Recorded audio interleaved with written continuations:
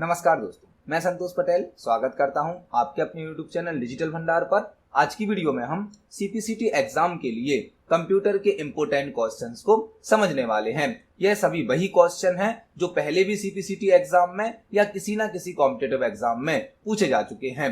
यह हमारा CPCT exam की तैयारी के लिए पार्ट नंबर 20 है। इससे पहले भी हमने अपने चैनल पर कई वीडियोस को अपलोड किया है, जिनको देखकर आप CPCT एग्जाम के लिए कंप्यूटर के क्वेश्चन तैयार कर सकते हैं। तो चलिए शुरुआत करते हैं आज की वीडियो का। देखते हैं हमारा पहला क्वेश्चन क्या है। पहला क्वेश्चन हमसे पूछा गया है, हेक्साडेसिमल नंबर सिस्टम में डी का मीनिंग क्या होता है। यह क्वेश्चन कंप्यूटर नंबर सिस्टम से लिया गया है।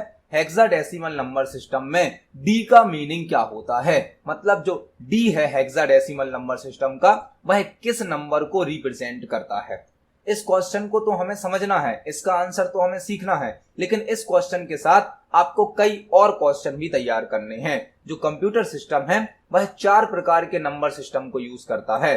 पहला नंबर सिस्टम होता है बाइनरी नंबर सिस्टम, जिसका बेस होता है 2।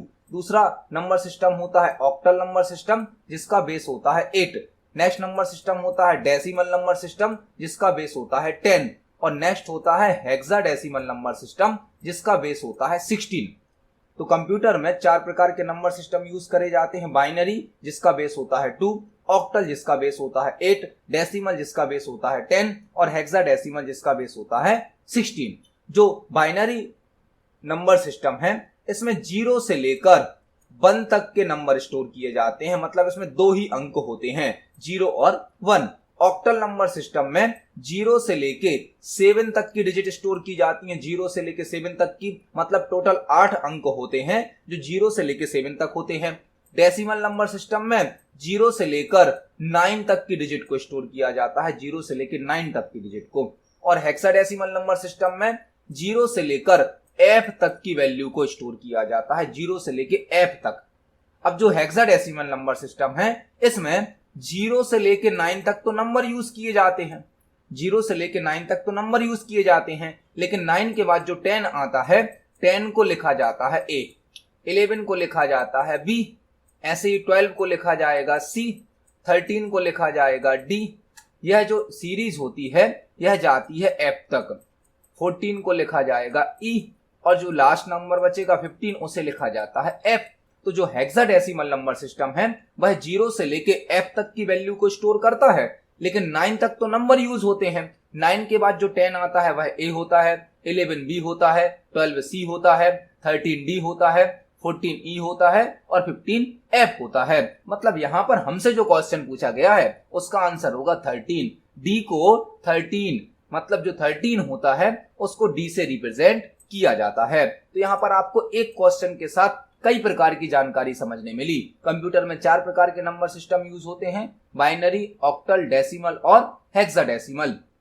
बाइनरी नंबर सिस्टम का बेस होता है 2, ऑक्टल का बेस होता है 8, डेसिमल का बेस होता है 10 और हेक्साडेसिमल का बेस होता है 16। और हेक्साडेसिमल में 10 से लेकर F तक अल्फाबेट को यूज किया जाता है। 10 मतलब A, 11 मतलब B, 12 मतलब C और 13 का मतलब हो जाएगा यहाँ पर D। तो इस क्वेश्चन का सही आंसर होगा ऑप्शन नंबर D। देखते हैं अगले क्वेश्चन को। Next question DOS operating system से लिया गया है। डॉस ऑपरेटिंग सिस्टम में टाइप कमांड ब्लैंक वर्क करती है। जो डॉस है वह एक ऑपरेटिंग सिस्टम है जिसे माइक्रोसॉफ्ट कंपनी ने बनाया है, और डॉस का फुल फॉर्म होता है disk operating system. Disk operating system. DOS में यदि हम टाइप कमांड का यूज करते हैं तो वह क्या वर्क करेगी, क्या कार्य करेगी। डॉस में प्रत्येक कार्य को करने के लिए एक फिक्स कमांड का यूज किया जाता है, क्योंकि DOS operating system character user interface पर वर्क करता है। डॉस में कोई भी काम करने के लिए एक फिक्स कमांड का यूज किया जाता है। यदि हम डॉस में टाइप कमांड को यूज करेंगे तो वह क्या करेगी। क्रिएट अ फाइल, फाइल को बनाएगी। Display content of file, file के कंटेंट को शो करेगी। एडिट अ फाइल, फाइल को एडिट करेगी, चेंज करेगी। Display size of file, file की साइज को डिस्प्ले करेगी। तो जो डॉस ऑपरेटिंग सिस्टम है उसमें यदि हम टाइप कमांड का यूज करते हैं तो वह फाइल को ओपन करेगी और फाइल के कंटेंट को डिस्प्ले करेगी। मतलब डॉस ऑपरेटिंग सिस्टम में यदि हमें एक पहले से बनी हुई फाइल को ओपन करना है और उसके कंटेंट को शो करना है, देखना है, तो टाइप कमांड का यूज किया जाता है। मतलब टाइप कमांड एक फाइल को ओपन करती है और फाइल के कंटेंट को शो करती है। तो इस क्वेश्चन का सही आंसर होगा ऑप्शन नंबर बी। देखते हैं अगले क्वेश्चन को। नेक्स्ट क्वेश्चन क्लाउड कंप्यूटिंग से लिया गया है। निम्न में से कौन एक क्लाउड का एग्जाम्पल है? करंट टाइम पर क्लाउड का यूज प्रत्येक फील्ड में किया जा रहा है। इंटरनेट के माध्यम से हमें जो भी सर्विस मिलती हैं वह सभी क्लाउड की सर्विस होती हैं। ऑनलाइन डेटा को अपलोड करना, डेटा को डाउनलोड करना, ऑनलाइन सिक्योरिटी के साथ डेटा को शेयर करना, यह सभी क्लाउड की सर्विस हैं। और क्लाउड एक ग्लोबल नेटवर्क होता है, पूरी दुनिया में फैला हुआ है। इंटरनेट क्लाउड का एग्जाम्पल है। जो इंटरनेट की सर्विस हमें मिल रही हैं वह सभी क्लाउड की सर्विस हैं। तो यहाँ पर हमें कुछ कंपनी के नाम दिए गए हैं और हमसे पूछा गया है कि निम्न में से कौन एक क्लाउड का एग्जाम्पल है? AWS, अजूर या अजूरे, Dropbox, all of the above. AWS तो एक क्लाउड है, Amazon कंपनी का क्लाउड है जिसका फुल फॉर्म होता है Amazon वेब सर्विसेज। यहाँ पर आपको दो क्वेश्चन तैयार करने हैं। AWS एक क्लाउड का एग्जाम्पल है और AWS का फुल फॉर्म होता है Amazon वेब सर्विसेज। अजूरे भी एक क्लाउड है जो कि माइक्रोसॉफ्ट कंपनी का प्रोडक्ट है। ड्रॉपबॉक्स भी एक क्लाउड है। मतलब यहाँ पर जो हमें तीन नाम दिए गए हैं तीनों ही क्लाउड के एग्जाम्पल हैं। तो इस क्वेश्चन का सही आंसर होगा all of the above. AWS, अजूरे, Dropbox यह सभी क्लाउड के एग्जाम्पल हैं। मतलब इस क्वेश्चन का आंसर होगा ऑप्शन नंबर डी। जो भी ऑप्शन हमें दिए गए हैं यह सभी क्लाउड के एग्जाम्पल हैं। देखते हैं अगले क्वेश्चन को। Next question Linux operating system से लिया गया है। लाइनेक्स में टर्मिनल स्क्रीन को क्लियर करने के लिए किस कमांड का उपयोग किया जाता है? लाइनेक्स ऑपरेटिंग सिस्टम में टर्मिनल क्या होता, पहले आपको यह समझना होगा। टर्मिनल एक यूजर इंटरफेस होता है। यूजर इंटरफेस मतलब जहां पर यूजर अपना वर्क कर सकता है। लाइनेक्स की जो भी कमांड है वह टर्मिनल पर रन की जाती हैं। लाइनेक्स में हम जो भी कमांड यूज करते हैं वह टर्मिनल पर रन की जाती हैं और मल्टीपल कमांड को टाइप करने पर टर्मिनल स्क्रीन फिल हो जाती है, भर जाती है। यदि हमें टर्मिनल स्क्रीन को खाली करना है, क्लियर करना है, तो उसके लिए लाइनेक्स में कौन सी कमांड का यूज किया जाता है, यह हमसे पूछा गया है। CLS command, CLR, SCR command, clean command या क्लियर कमांड। तो लाइनेक्स में जो टर्मिनल की स्क्रीन होती है यदि आप उसको खाली करना चाहते हैं, क्लियर करना चाहते हैं, तो आपको क्लियर वर्ड से ही मैच करना है। क्लियर करने के लिए क्लियर कमांड का यूज किया जाता है। जो लाइनेक्स का टर्मिनल होता है यदि उसकी स्क्रीन को आप क्लियर करना चाहते हैं, खाली करना चाहते हैं, तो क्लियर कमांड का यूज किया जाता है। मतलब इस क्वेश्चन का सही आंसर होगा ऑप्शन नंबर डी। देखते हैं अगले क्वेश्चन को। नेक्स्ट क्वेश्चन बहुत ही बेसिक क्वेश्चन है। आज की वीडियो में ही हमने प्रीवियस क्वेश्चन में इसका आंसर समझा था। डॉस का फुल फॉर्म क्या होता है? डॉस का फुल फॉर्म होता है डिस्क ऑपरेटिंग सिस्टम। यह एक ऑपरेटिंग सिस्टम है जिसे माइक्रोसॉफ्ट कंपनी ने बनाया है और यह CUI पर वर्क करता है, कैरेक्टर यूजर इंटरफेस पर वर्क करता है। डॉस में प्रत्येक कार्य को करने के लिए एक फिक्स कमांड का यूज किया जाता है। तो डॉस का फुल फॉर्म होता है डिस्क ऑपरेटिंग सिस्टम, जिसे माइक्रोसॉफ्ट कंपनी के द्वारा बनाया गया है। देखते हैं अगले क्वेश्चन को। नेक्स्ट क्वेश्चन कीबोर्ड से रिलेटेड है। कैप्स लॉक एक ब्लैंक की है। कीबोर्ड में मल्टीपल टाइप की कीज होती हैं। हमें यहां पर बताना है कि जो कैप्स लॉक है वह किस प्रकार की की है। फंक्शन की है, मॉडिफायर की है, नेविगेशन की है या टॉगल की है। तो कीबोर्ड में कई कैटेगरी की होती हैं। फंक्शन की तो होती हैं F1 से लेकर F12 तक। F1 से लेकर F12 तक जो की होती हैं वह कहलाती हैं फंक्शन की, जो किसी स्पेशल फंक्शन को परफॉर्म करती हैं। मॉडिफायर की वह की कहलाती हैं जो किसी अदर की वर्किंग को बदल देती हैं, मॉडिफाई कर देती हैं। वह की जो किसी अदर की वर्किंग को बदल देती हैं वह कहलाती है मॉडिफायर की। यह होती हैं ऑल्ट, कंट्रोल, शिफ्ट, इन्हें हम मॉडिफायर की कहते हैं। नेविगेशन की मतलब जो एक स्थान से दूसरे स्थान पर जाने के लिए यूज होती हैं, जैसे कि एरो की, page up, page down, home, and, वह कहलाती है नेविगेशन की। टॉगल की है कैप्स लॉक एक टॉगल की वह की होती हैं जो एक बार प्रेस करने पर ऑन हो जाती हैं और दोबारा प्रेस करने पर ऑफ हो जाती हैं, जैसे कि caps lock, num lock, scroll lock, यह हमारे कीबोर्ड की टॉगल की होती हैं। टॉगल मतलब एक बार प्रेस करने पर ऑन होती हैं और दोबारा प्रेस करने पर ऑफ हो जाती हैं। तो इस क्वेश्चन का सही आंसर होगा ऑप्शन नंबर डी। और कैप्स लॉक यदि हम ऑन कर देते हैं तो हमारे कंप्यूटर सिस्टम पर सभी कैरेक्टर को कैपिटल लेटर में टाइप किया जाता है। इस क्वेश्चन का सही आंसर है ऑप्शन नंबर डी। देखते हैं अगले क्वेश्चन को। नेक्स्ट क्वेश्चन है एलसीडी का फुल फॉर्म क्या होता है। एलसीडी जो कि मॉनिटर का एक टाइप है। एलसीडी मॉनिटर का एक टाइप है। मॉनिटर एक आउटपुट डिवाइस होती है जो कि हमें सॉफ्ट कॉपी आउटपुट प्रोवाइड करती है। मॉनिटर एक आउटपुट डिवाइस है जो कि हमें सॉफ्ट कॉपी आउटपुट देता है। मॉनिटर के कई प्रकार होते हैं जैसे कि CRT monitor, LCD monitor, LED monitor. यहां पर हमसे पूछा गया है एलसीडी का फुल फॉर्म। एलसीडी का फुल फॉर्म होता है liquid crystal display. Liquid crystal display. LED का फुल फॉर्म होता है light emitting diode. Light emitting diode. CRT का फुल फॉर्म होता है cathode ray tube. Cathode ray tube. तो यहां पर आपको एक क्वेश्चन के अंदर 4 क्वेश्चन तैयार करने मिले। पहला क्वेश्चन, मॉनिटर क्या है। मॉनिटर एक आउटपुट डिवाइस है जो कि हमें सॉफ्ट कॉपी आउटपुट प्रदान करता है। मॉनिटर के हमने 3 टाइप्स भी यहां देखे। एलसीडी जिसका फुल फॉर्म होता है लिक्विड क्रिस्टल डिस्प्ले, एलईडी जिसका फुल फॉर्म होता है लाइट एमिटिंग डायोड और सीआरटी जिसका फुल फॉर्म होता है कैथोड रे ट्यूब। तो इस क्वेश्चन का सही आंसर होगा option number a liquid crystal display. देखते हैं अगले क्वेश्चन को। नेक्स्ट क्वेश्चन कंप्यूटर नेटवर्क से लिया गया है। कंप्यूटर नेटवर्क में ओएसआई का फुल फॉर्म क्या होता है। बहुत ही इंपॉर्टेंट क्वेश्चन है। यहां पर भी आपको 2 क्वेश्चन तैयार करने मिलने वाले हैं। कंप्यूटर नेटवर्क में ओएसआई का फुल फॉर्म क्या होता है। ओएसआई एक मॉडल होता है जो 2 कंप्यूटर के बीच में कम्युनिकेशन कराने के लिए यूज किया जाता है और ओएसआई का फुल फॉर्म होता है open system interconnection. Open system interconnection. OSI का फुल फॉर्म होता है open system interconnection. Open system interconnection OSI का फुल फॉर्म होता है। आपसे यह क्वेश्चन भी पूछा जा सकता है कि ओएसआई मॉडल में टोटल कितनी लेयर होती हैं। तो ओएसआई मॉडल में टोटल 7 लेयर होती हैं। जो कंप्यूटर नेटवर्क है उसका एक ओएसआई मॉडल होता है जो कि 2 कंप्यूटर्स के बीच में कम्युनिकेशन कराने के लिए यूज किया जाता है। ओएसआई का फुल फॉर्म होता है ओपन सिस्टम इंटरकनेक्शन और ओएसआई मॉडल में टोटल 7 प्रकार की लेयर होती हैं। तो इस क्वेश्चन का सही आंसर होगा option number C open system interconnection. देखते हैं अगले क्वेश्चन को। नेक्स्ट क्वेश्चन एमएस एक्सेल से पूछा गया है। एक्सेल में कंप्लीट कॉलम को सिलेक्ट करने की शॉर्टकट की है।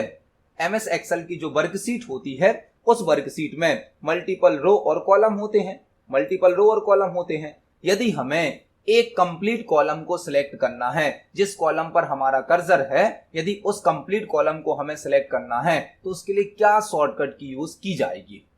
यहां पर आपको 2 क्वेश्चन तैयार करने हैं। यदि हमें कंप्लीट कॉलम सिलेक्ट करना है तो उसकी शॉर्टकट की होती है control plus space. Control plus space. Control plus space से हम एक कंप्लीट कॉलम को सिलेक्ट कर सकते हैं और यदि हमें कंप्लीट रो को सिलेक्ट करना है तो उसकी शॉर्टकट की होती है shift plus space. Shift plus space. Shift plus space से एक कंप्लीट रो सिलेक्ट होती है और कंट्रोल प्लस स्पेस से एक कंप्लीट कॉलम सिलेक्ट होता है। तो यहां पर आपको 2 क्वेश्चन तैयार करने मिले।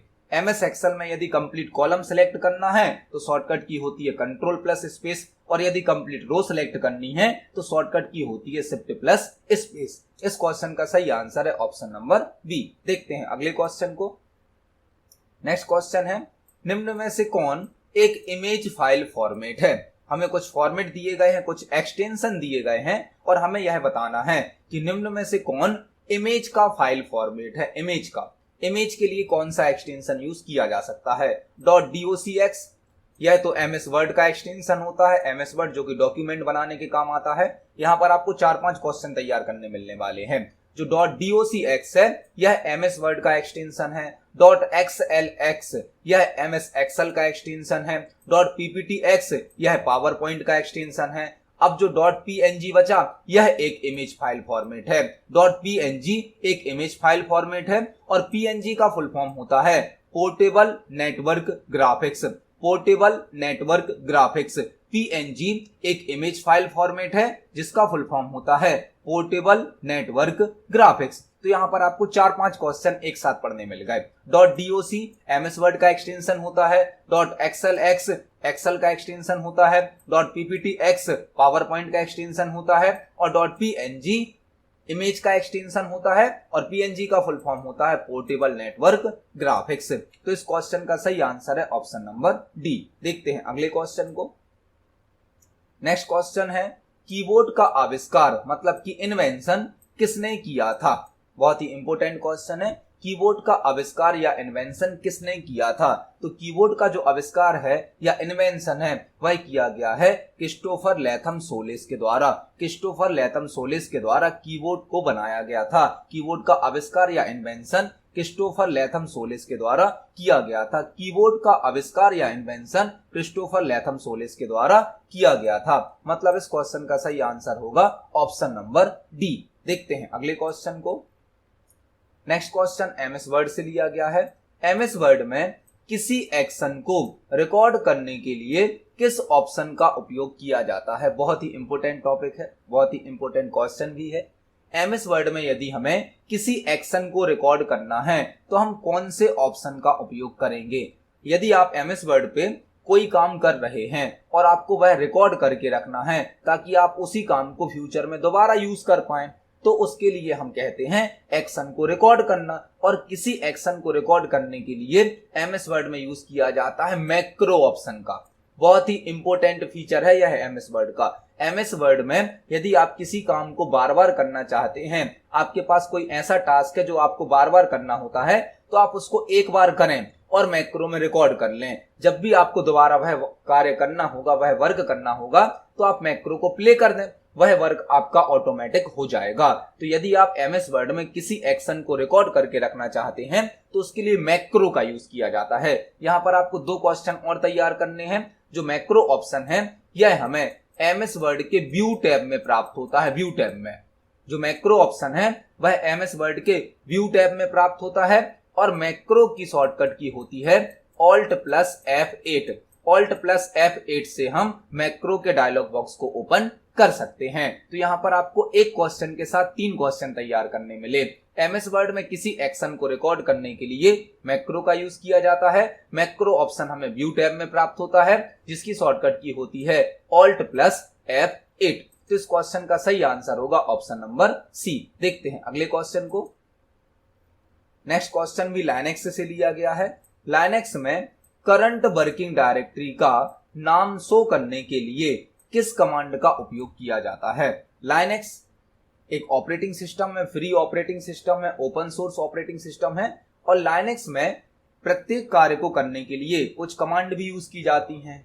और यदि हमें करंट वर्किंग डायरेक्टरी का नाम शो करना है, करंट वर्किंग डायरेक्टरी मतलब जिस डायरेक्टरी में अभी हम काम कर रहे हैं, डायरेक्टरी का मतलब है फोल्डर, जिस फोल्डर में अभी हम वर्क कर रहे हैं उसे बोला जाएगा करंट वर्किंग डायरेक्टरी। यदि हमें करंट वर्किंग डायरेक्टरी का नाम शो करना है कि हम किस फोल्डर में अभी हैं, किस फोल्डर में हम काम कर रहे हैं, तो उसके लिए कौन सी कमांड का उपयोग किया जाता है।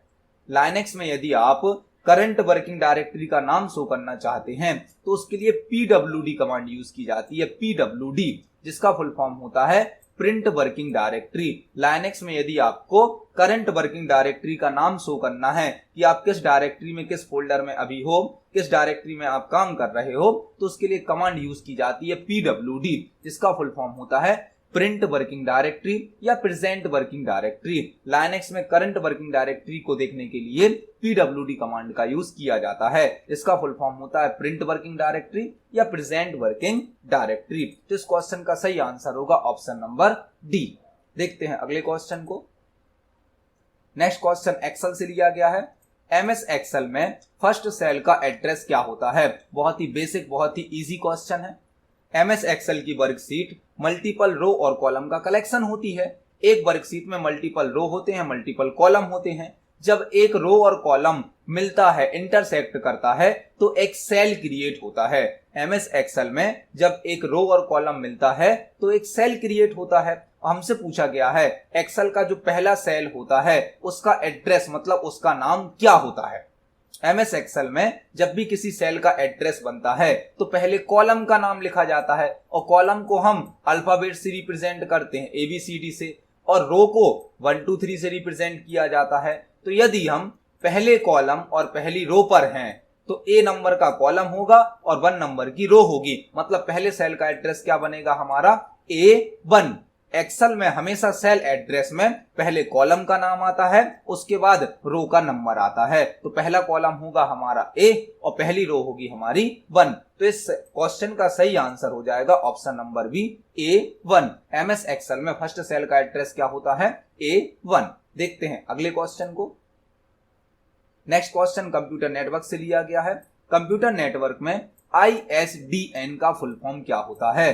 कंप्यूटर नेटवर्क में ISDN का फुल फॉर्म क्या होता है? ISDN कंप्यूटर नेटवर्क का एक बहुत अच्छा फीचर है जो कि कॉलिंग और इंटरनेट दोनों सर्विस को एक साथ यूज करने की सुविधा प्रदान करता है। जैसा कि अभी हम करंट टाइम पर कर पाते हैं, हम एक ही कनेक्शन से कॉलिंग भी कर पाते हैं और उसी कनेक्शन से हम इंटरनेट को भी यूज कर पाते हैं। ISDN एक ऐसी सर्विस है जो हमें कॉलिंग और इंटरनेट दोनों सर्विस को एक साथ यूज करने की सुविधा प्रदान करती है। इसीलिए ISDN का फुल फॉर्म होता है integrated services digital network. Integrated services digital network यह एक ऐसी सर्विस है जो कंप्यूटर नेटवर्क में या किसी भी नेटवर्क में कॉलिंग और इंटरनेट को एक साथ यूज करने की सुविधा प्रदान करती है। तो ISDN का फुल फॉर्म होता इंटीग्रेटेड सर्विस डिजिटल नेटवर्क। देखते हैं अगले क्वेश्चन को।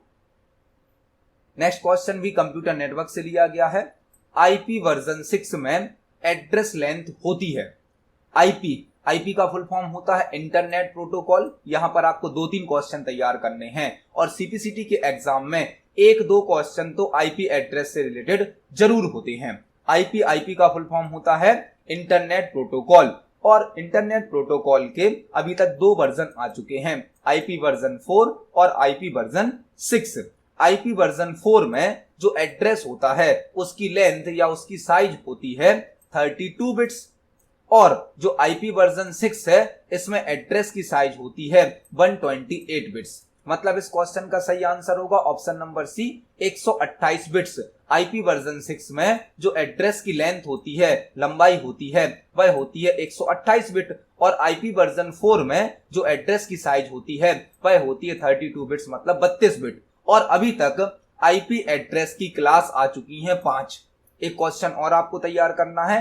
IP एड्रेस की अभी तक 5 क्लास आ चुकी हैं जो कि क्लास A से लेकर क्लास E तक हैं। IP एड्रेस की अभी 5 क्लास हैं, क्लास A से लेकर क्लास E तक। तो एक क्वेश्चन के अंदर आपको 5-6 क्वेश्चन तैयार करने मिले। IP का फुल फॉर्म होता है इंटरनेट प्रोटोकॉल। इसके 2 वर्जन हैं, IP version 4, IP version 6। IP version 4 में एड्रेस की साइज होती है 32 बिट और IP वर्जन 6 में एड्रेस की साइज होती है 128 बिट्स। और IP एड्रेस की अभी तक टोटल 5 क्लास आ चुकी हैं जो कि होती है क्लास A से लेकर क्लास E तक। तो इस क्वेश्चन का सही आंसर है ऑप्शन नंबर सी 128 बिट्स। देखते हैं नेक्स्ट क्वेश्चन को। नेक्स्ट क्वेश्चन MS एक्सेस से लिया गया है।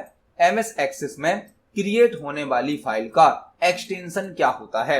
MS एक्सेस जो कि एक DBMS सॉफ्टवेयर है। DBMS software database management system है जो डेटाबेस को बनाने की, डेटाबेस को ऑर्गेनाइज करने की, मेंटेन करने की सुविधा प्रदान करता है। MS एक्सेस को माइक्रोसॉफ्ट कंपनी के द्वारा बनाया गया है और MS एक्सेस में जो फाइल बनती है उसे कहा जाता है डेटाबेस।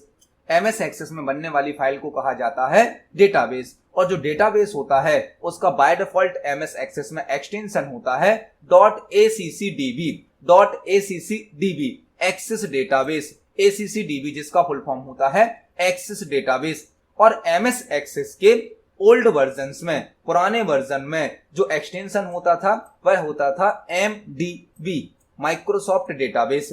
यदि MS एक्सेस के ओल्ड वर्जन में डेटाबेस बनाया जाता है तो उसका एक्सटेंशन होता था .mdb, लेकिन MS एक्सेस के जो न्यू वर्जन्स हैं उनमें एक्सटेंशन होता है .accdb। तो इस क्वेश्चन का सही आंसर होगा ऑप्शन नंबर सी .accdb। देखते हैं नेक्स्ट क्वेश्चन को। नेक्स्ट क्वेश्चन भी एक्सेल से लिया गया है। MS एक्सेल में एक्टिव सेल का एड्रेस ब्लैंक में शो होता है। MS एक्सेल की वर्कशीट में मल्टीपल रो और कॉलम होते हैं। जब एक रो और कॉलम मिलता है, इंटरसेक्ट करता है, तो एक सेल क्रिएट होता है। जिस सेल पर हमारा कर्सर होता है, जो सेल अभी सिलेक्ट होता है, उस सेल को कहा जाता है एक्टिव सेल। एमएस एक्सेल की वर्कशीट में जिस सेल पर हमारा कर्सर होता है, जो सेल अभी सिलेक्ट होता है, उसे कहा जाता है एक्टिव सेल। और हमें यहां पर बताना है एक्टिव सेल का नाम कहां शो होता है या उसका एड्रेस कहां शो होता है। तो एक्टिव सेल का एड्रेस शो होता है नेम बॉक्स में। एमएस एक्सेल की विंडो में नेम बॉक्स होता है जो कि एक्टिव सेल के एड्रेस को शो करता है, उसका नाम शो करता है। एमएस एक्सेल में एक्टिव सेल का एड्रेस या नाम नेम बॉक्स में शो होता है। देखते हैं नेक्स्ट क्वेश्चन को। Next question computer number system से लिया गया है, डिजिटल कंप्यूटर से लिया गया है। हमें एक बाइनरी नंबर दिया गया है और इसकी हमें डेसिमल वैल्यू बतानी है। मतलब यह बाइनरी नंबर सिस्टम है और जब हम इसको डेसिमल में बदलेंगे तो हमें क्या आंसर प्राप्त होगा। हमने आज की वीडियो में ही स्टार्टिंग में नंबर सिस्टम से रिलेटेड एक क्वेश्चन को समझा था। उसमें हमने समझा था में नंबर सिस्टम 4 प्रकार के होते हैं। तो यहां पर हमें यह जो नंबर दिया गया है यह बाइनरी नंबर सिस्टम है और इसका हमें डेसिमल वैल्यू बतानी है कि क्या होगी। यह क्वेश्चन बहुत ही इजी है। यदि आपने हमारे प्रीवियस वीडियोस को देखा है तो यह क्वेश्चन आपसे सॉल्व करते बहुत ही आसानी से बन जाएगा। यदि आपको कोई भी बाइनरी नंबर दिया जाता है और आपको उसकी डेसिमल वैल्यू यदि प्राप्त करनी है तो आप एक सीरीज, एक फॉर्मूला याद रखेंगे जिससे आप इस टाइप के क्वेश्चन को आसानी से सॉल्व कर सकते हैं। वह सीरीज आपको राइट साइड से स्टार्ट करनी है। पहले आप 1 लिखें, 1 के बाद डबल करेंगे तो 2, फिर डबल करेंगे तो 4, फिर डबल करेंगे तो 8, डबल करेंगे तो 16 और डबल करेंगे तो 32। यदि यहां पर और भी डिजिट होते तो हम इस सीरीज को और आगे बढ़ा लेते, 64, 128, जितने नंबर यहां पर दिए गए हैं आपको वहां तक सीरीज बनानी है। तो हमारे अभी जो अंक हैं उसमें हमारी सीरीज बनी 32 तक। 32 के नीचे 1 है, 16 के नीचे 0 है, 8 के नीचे 0 है, 4 के नीचे 1 है, 2 के नीचे 0 है, 1 के नीचे 1 है।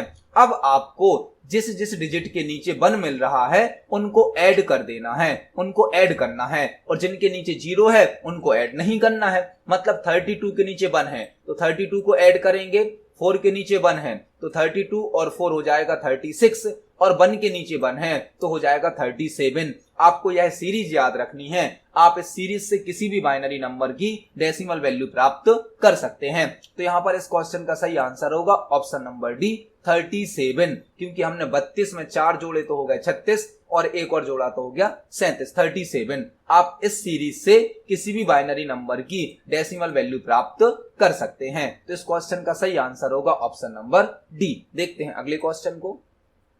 नेक्स्ट क्वेश्चन HTML से लिया गया है। HTML में हाइपरलिंक क्रिएट करने के लिए ब्लैंक टैग का उपयोग किया जाता है। यहां पर आपको 2-3 क्वेश्चन तैयार करने हैं। सबसे पहले आपको HTML का फुल फॉर्म पता होना चाहिए। HTML का फुल फॉर्म होता है hyper text markup language. Hyper text markup language. HTML एक ऐसी लैंग्वेज है जिसके द्वारा वेब पेज क्रिएट किए जाते हैं। वेब पेज या HTML डॉक्यूमेंट को बनाया जाता है। और HTML में किसी भी वेब पेज को बनाने के लिए कई प्रकार के टैग यूज किए जाते हैं। जब हमें 2 वेब पेज के बीच में हाइपरलिंक क्रिएट करनी होती है तो उसके लिए ए टैग का यूज किया जाता है और ए का फुल फॉर्म होता है एंकर। HTML में यदि हमें हाइपरलिंक बनानी है, 2 वेब पेज को आपस में लिंक करना है तो ए टैग का यूज किया जाता है। ए का फुल फॉर्म होता है एंकर टैग। तो इस क्वेश्चन का सही आंसर होगा ऑप्शन नंबर सी, ए टैग या एंकर टैग। HTML में हाइपरलिंक क्रिएट करने के लिए ए टैग का यूज किया जाता है। तो आज की वीडियो में हमने CPCT एग्जाम के लिए कंप्यूटर के इंपोर्टेंट क्वेश्चंस को समझा है। यह सभी क्वेश्चन पहले भी एग्जाम में पूछे जा चुके हैं। आप सभी क्वेश्चन को पढ़ें, समझें। यदि किसी क्वेश्चन में आपका कोई डाउट है तो कमेंट सेक्शन में जरूर पूछें। वीडियो पसंद आती है तो वीडियो को लाइक करें, ज्यादा से ज्यादा शेयर करें। मिलते हैं अगली वीडियो में। धन्यवाद।